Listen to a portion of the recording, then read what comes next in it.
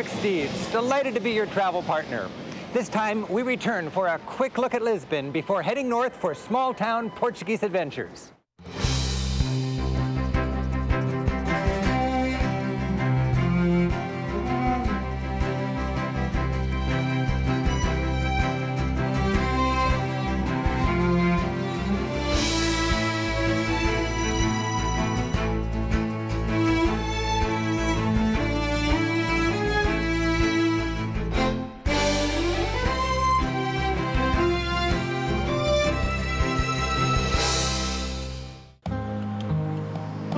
We'll remember Lisbon's glory days. Hey. Eat barnacles with a fisherwoman, learn the story of Portugal's Romeo and Juliet, dance on the beach, march with pilgrims on the anniversary of a miracle, and sample student life at the Oxford of Portugal. Portugal shares the Iberian Peninsula with its neighbor, Spain. Our travels take us through central Portugal. From Lisbon, we travel north to Nazaré, Alcobaça, Fatima, and Coimbra. Like no other European capital, Lisbon has an old-time charm. It feels like San Francisco, but older and grittier, less expensive. The city is a complex mix. Emigrants from its former empire, the boost of a recent World's Fair, a vibrant young democracy after a long period of fascism, and money from the European Union all give Lisbon bounce. But grand old Lisbon was built with the riches of New World discoveries. This monument honors an entire culture of discovery. Prince Henry the Navigator, Vasco da Gama and his fellow explorers, great writers, poets, missionaries, and the Queen. A trip through Portugal is littered with reminders of how these people made this country a European power.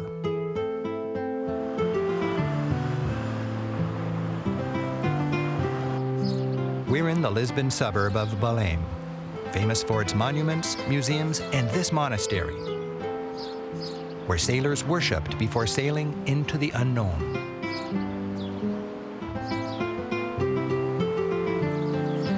A wing of the monastery, now Portugal's Naval Museum, shows how this little country built a mighty empire in the late 15th century, then reaped a rich harvest. Local guide Angela da Silva explained how her country pulled this off. Did Vasco da Gama use this boat here? Not this one. These are very nice, but this one is something special. This is a caravel, and it was the Portuguese secret weapon to travel. We could sail into the wind, and it was perfect for long voyages. Vasco da Gama used one of these to reach India.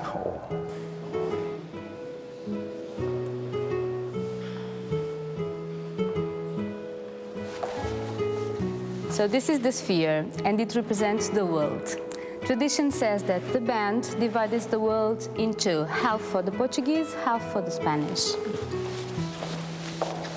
These are navigation instruments, and we Portuguese became experts in navigating by the stars. Why is that important? Because like this, we could sail away from the coast.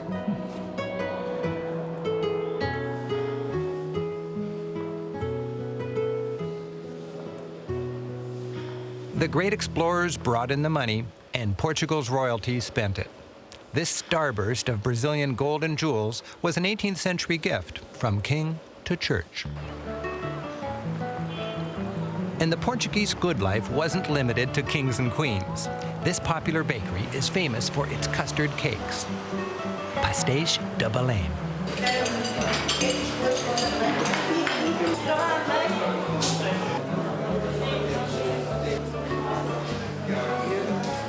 You'll find these all over Portugal, but they originated right here.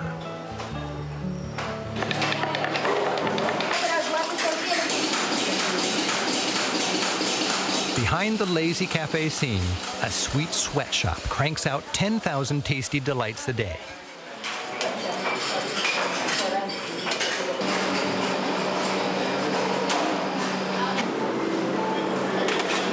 They tried mechanizing the process, but it just wasn't the same. Why are these so special? It's a secret, carefully kept since 1837. Only 3 workers and the boss know the complete recipe. Okay. cinnamon. Sí. Sugar? Sí. Okay. Thank you.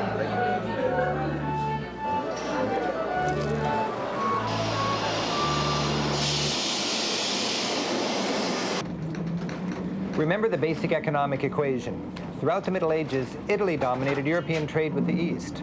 Then, within 10 years of Vasco da Gama's voyage around Africa to India, Italy's trade plummeted and Portugal's skyrocketed. From that point on, Europe's economic superpowers faced the Atlantic. But the Lisbon we see today was built from scratch after an earthquake leveled the city in 1755. It took the near-dictatorial leadership of the Marquês de Pombal to rebuild the city, and he did it in a grand and modern style. The Avenue of Liberty provides Lisbon with a proud Champs-Élysées-type spine. A series of fine squares decorated with regal monuments lead through one of Europe's first grid-planned city centers to the harborfront. Plenty of character and color is packed into this checkerboard street plan.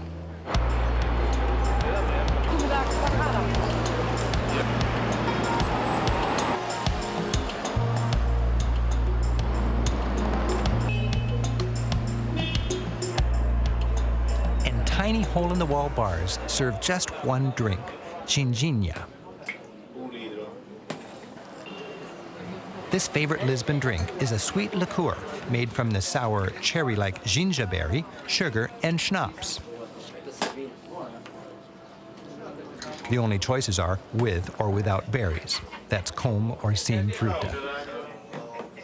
When something is good and you don't have words just to say better, you say this is greatest than ginginha. This is better than ginginha. In Portuguese? In Português. Isto sabe que nem ginger. There's plenty more to see in Lisbon, but it's time for the countryside. All over Europe, new bridges, tunnels, and freeways like this are making travel easier than ever. We're heading north for Nazaré, Fatima, and Coimbra, now all within just 2 hours of Lisbon.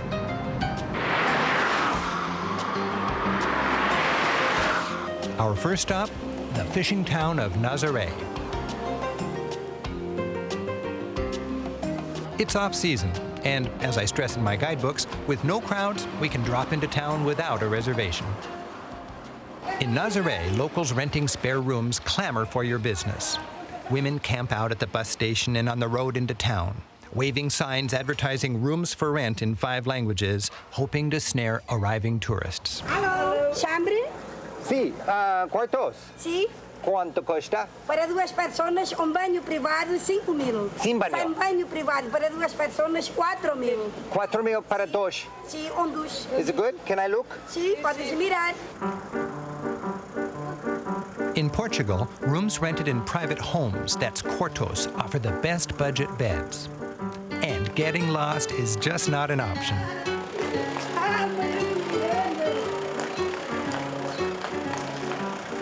Senora Amada rents several fine rooms. Olha. Your room is likely to be large, homey, and furnished old-time elegant, generally better than a hotel room for half the cost. I'll take it. 3 pesos. The bathroom is just down the hall, and the beach is just down the street.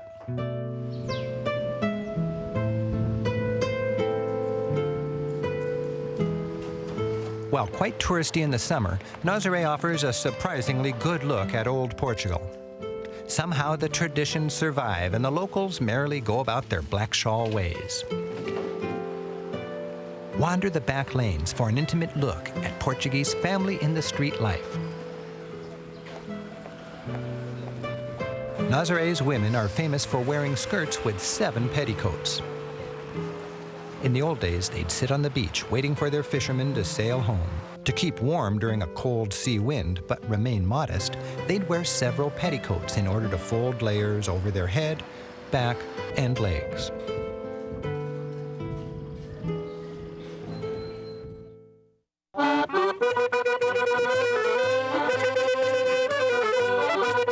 Folk groups play proudly for visitors. This one, the town's oldest, has been kicking up Nazaré sand since 1934.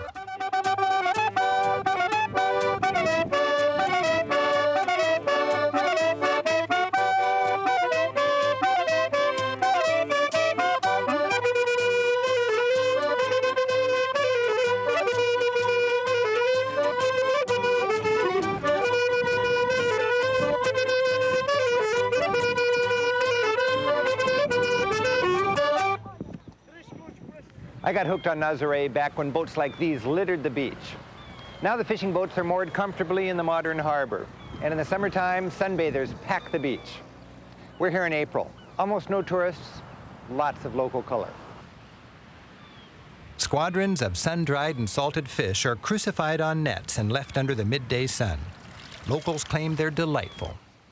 But I'd rather eat barnacles. Ah, Percebes? percebes. Percebes? Is bom? Bom. Percebes are local raw barnacles, sold on the street like munchies. Mais outro. Barnacles, I never thought I'd eat a barnacle. Muito bom, muito fresquíssimos. Muito No. ricos. Merchants are happy to demonstrate how to eat them. They figure if they can get you to eat one, you'll buy a kilo. You go. Sim, aperto. Break. They're served with the beer in local bars, like corn nuts. Hey! Oh, that's good. Got it. Percebes. Give me 5. Hey!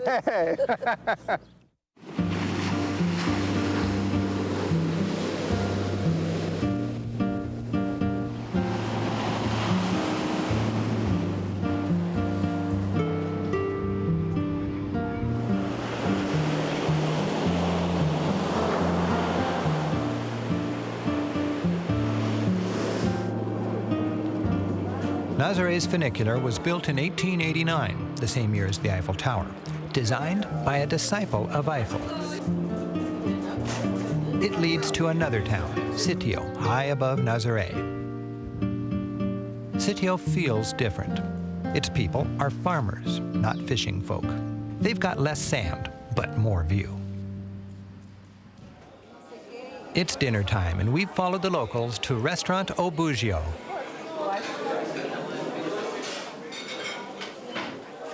Tempting appetizers are put on the table. Be warned, you'll pay for each and every nibble. Here we go. I got my buzio. If you don't want them, just say so. These were too tasty to miss. Vinho Verde, literally green wine, is a Portuguese specialty. Refreshing and a bit like champagne without the bubbles, it's a new wine, picked, made, and drunk within a year. A few miles from Nazaré, Portugal's National Museum of Wine takes you from grape juice to vino. Formerly the local cooperative winery, its 20 huge half-buried tanks are now part of the museum.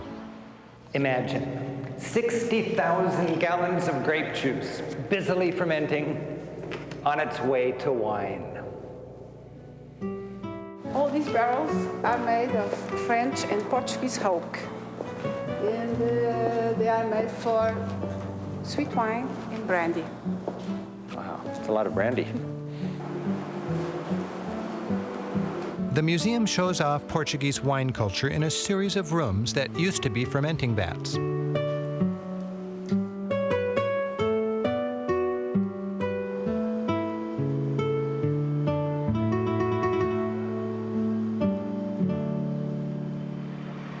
The Wine Museum is at the edge of Alcobaça, a town more famous for its abbey.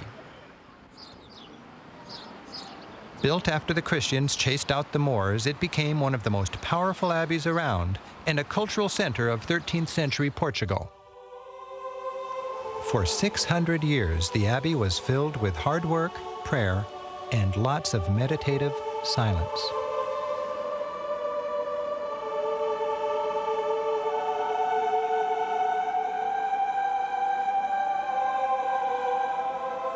The 18th century kitchen's giant tiled ovens could roast 6 oxen simultaneously.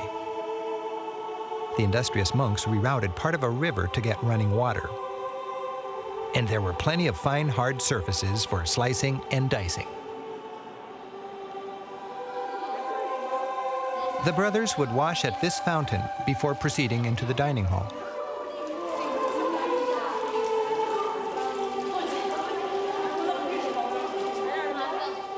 Imagine this hall filled with hundreds of monks eating in silence, as one monk stood here on the reader's pulpit reading from the Bible. Monastic life ended here in 1834. That's when the king decided the powerful church was an obstacle to his vision of a modern Portugal and disbanded all monasteries. The Abbey's Gothic church, perhaps the finest in Portugal, offers a clean and bright break from the heavier Iberian norm.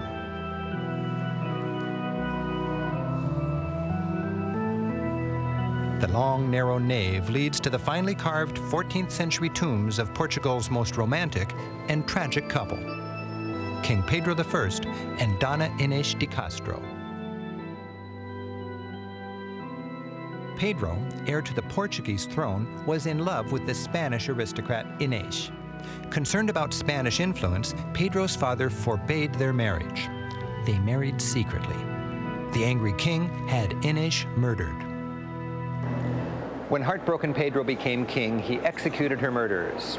It's said he had the corpse of his bride exhumed, cloaked in a purple robe and crowned. Then he made the entire royal court kiss the hand of his dead queen.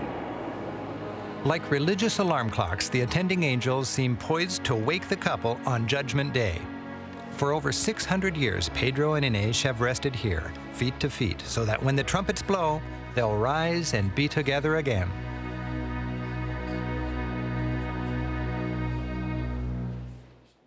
A few miles away is Fatima, one of Europe's most important pilgrimage sites. The basilica, facing a vast square, marks the spot where the Virgin Mary is said to have appeared several times. On May 13, 1917, 3 young shepherds reported being visited by the Virgin Mary, who said, "Peace is needed." World War I raged on, and she appeared again on the 13th day of each of the next 5 months, each time calling for peace. Ave Maria, cheia de graça, o Senhor é convosco. Ever since, on the 13th of every month, pilgrims gather here.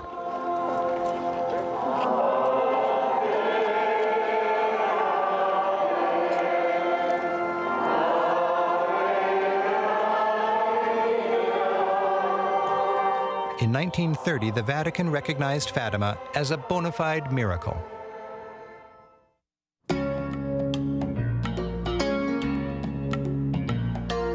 An hour north of Fatima is Coimbra, Portugal's leading city for 200 years.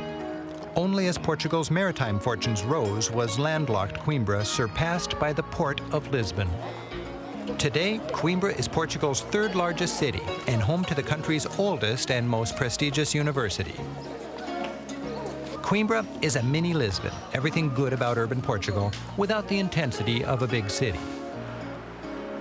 It was established by the Romans at a strategic bridge over the Mondego River. This square, Largo de Portugal, is a great place to begin your Coimbra visit. Drop by the tourist office, then pick up a pastry. Coimbra is a delight on foot. You'll find yourself doing laps along the pedestrian-only main drag. It's perfectly straight, Roman designed. It's fun to read history into modern street plans. There's the straight Roman road, the ancient racetrack, and the circular street plan outlines the wall used by Romans, Moors, and Christians to protect Coimbra. Historically, the rich could afford to live within the protective city walls, in the high town, and the poor lived outside. Even today, the lower town is a rougher, more colorful section.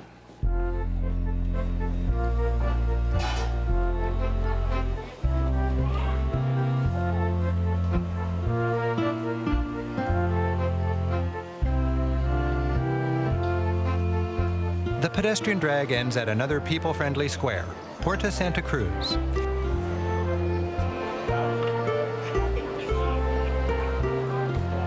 And the fine old Café Santa Cruz awaits with a reward for anyone completing the hike. The cafe was built as part of the church, but like the Abbey at Alcobaça, it was abandoned after the dissolution of the monasteries. In the 1920s, it was the haunt of Portuguese intellectuals. The women's room used to be a confessional. Yes. Sonia Oliveira from the Tourist Office of Coimbra. Oh, nice to meet you. I've arranged with the tourist office to meet a local guide. Throughout Europe, the tourist offices have lists of guides available for hire. Sometimes hiring a private guide is time and money well spent.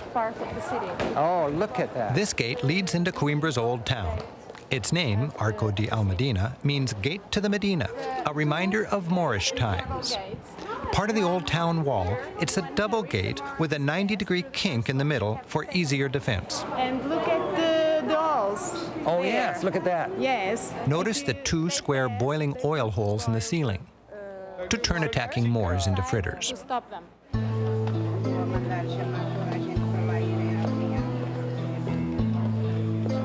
Coimbra's old cathedral stands like a fortress in the historic center.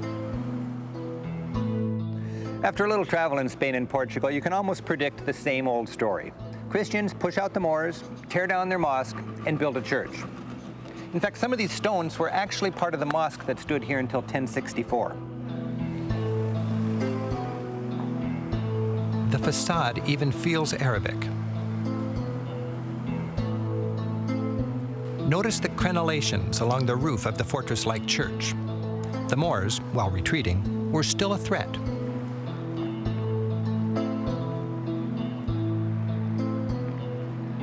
"700 years ago, Coimbra's University taught the medieval basics: law, medicine, grammar, and logic.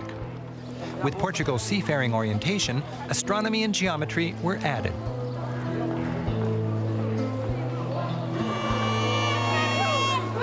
Today, these students are celebrating the completion of another year of studies.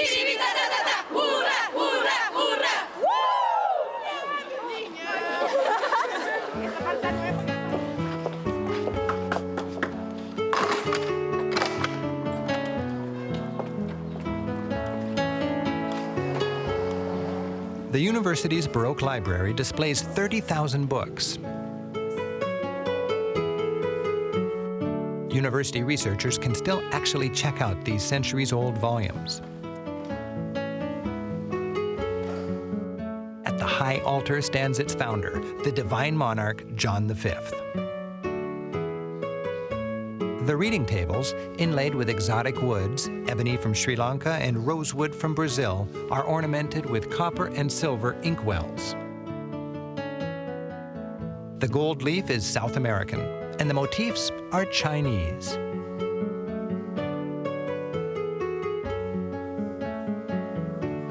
Everything reminds the visitor that Portugal's wealth was immense and imported.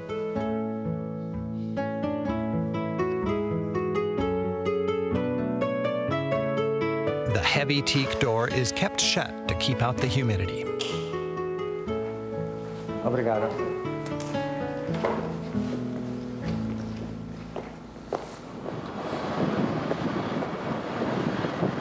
Do you see the funny windows over there? Oh, yeah. This perch behind the chapel offers a fine orientation view of Coimbra. Those noisily painted blue and gold windows mark a República, a Coimbra frat house. Traditionally, Coimbra students, usually from the same distant town, live together in groups of about a dozen in communal houses called Repúblicas. Today, they function as tiny fraternities. Some are highly cultured, others are more rowdy. This place is República Boco, literally the House of Bacchus.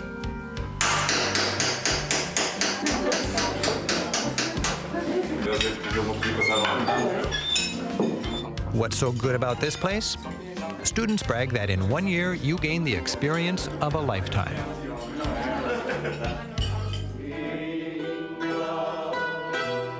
I've had my share of student meals. Tonight, we're dining out. Restaurant Trovador serves fine Portuguese cuisine with fado performances most nights. It's the place for an old town splurge.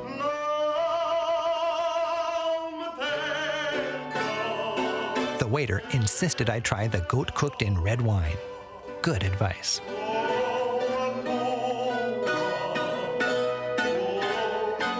In Lisbon's famous fado, the women sing to men. Here in Coimbra, men sing to women. The songs are of love, usually sad, unanswered love. For 200 years, these musicians have been just one more soulful thread in the tapestry of Portuguese life.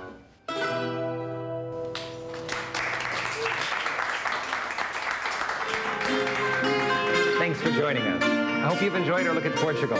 I'm Rick Steves. Until next time, keep on traveling. Adios. Ah, Maria Juliana!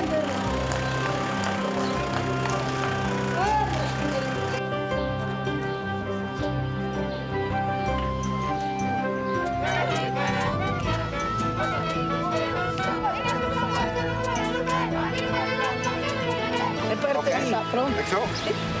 Now pull. There. Hey.